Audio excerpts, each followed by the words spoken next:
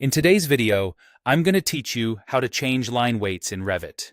If you've ever printed a set of drawings and felt the graphics looked too light, too heavy, or just inconsistent across scales. Adjusting line weights is the key to cleaner, more legible output. We'll keep this straightforward and focused so you can make confident, deliberate changes and understand exactly what they affect. Start by heading to the Manage tab on the ribbon. This is where Revit keeps most of the project-wide settings.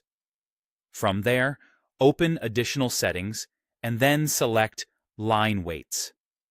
This brings up the Line Weights dialog, which controls how thick different line weights will print across a range of view scales.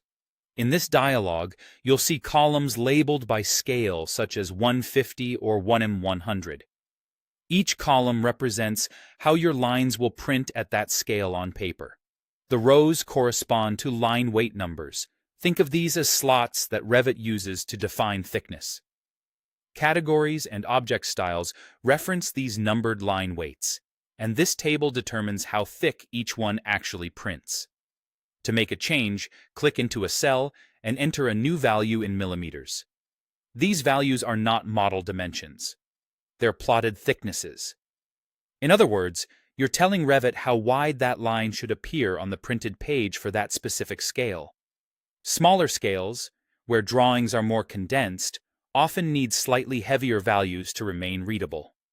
Larger scales, like detailed plans or sections, can use finer values so details don't look bulky.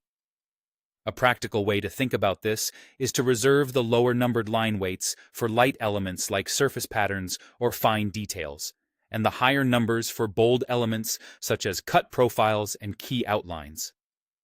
Subtle, consistent increments between weights help preserve hierarchy, so titles, objects, and cut lines read clearly without overpowering each other.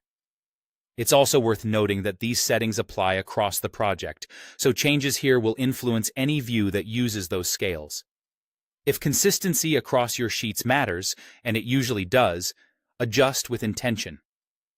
Consider aligning your values with your office standards or a baseline you trust, and remember that millimeters here define final print appearance, not on-screen pixel width. Once you've reviewed the columns and entered the values you want, click OK to confirm. Your updates take effect immediately and will carry through to printed output and exports. That's all there is to it.